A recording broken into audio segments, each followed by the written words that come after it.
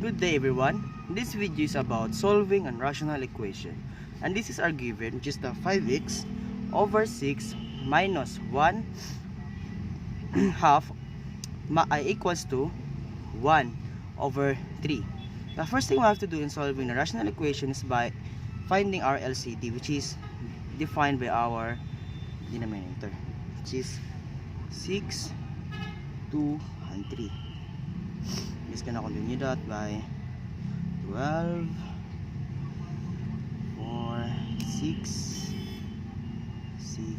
9.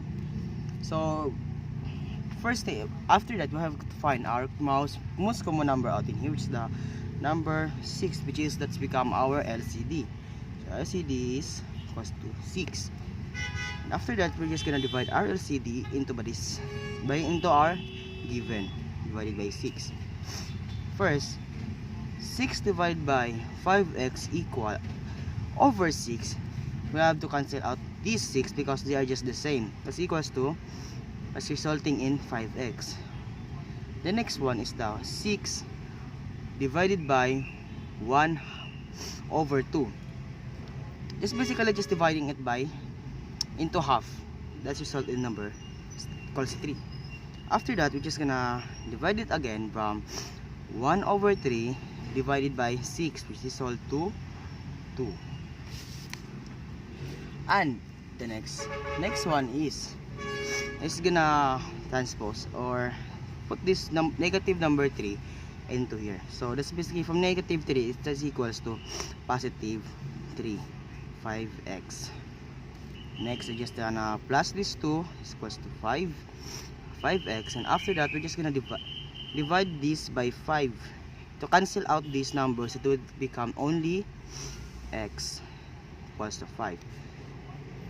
But the final answer, that's not the final answer, because the final answer is we can divide this by 1. We can divide this to 5 divided by 5 is equals to 1, which is our final answer, which is 1.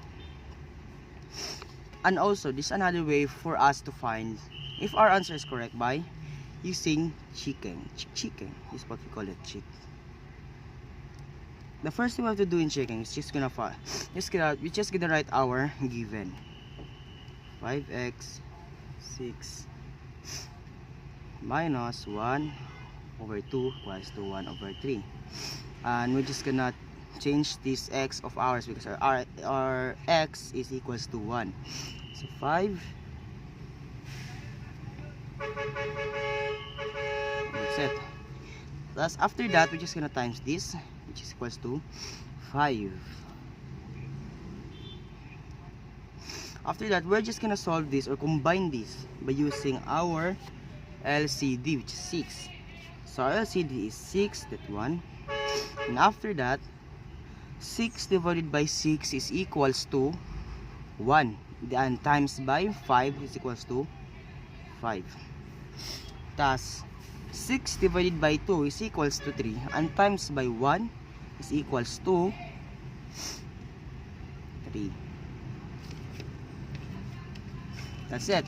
And just gonna copy that one, equals to 1/3.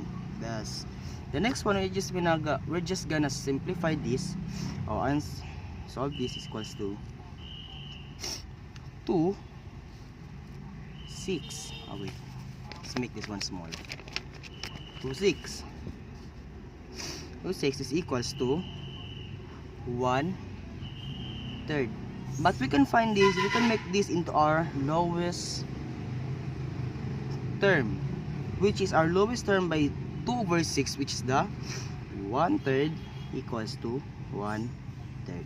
And that is the answer by this given of 5x over 6 minus 1 over 2 equals 1 over 3. And so this is solving the rational equation. And that's all. Thank you.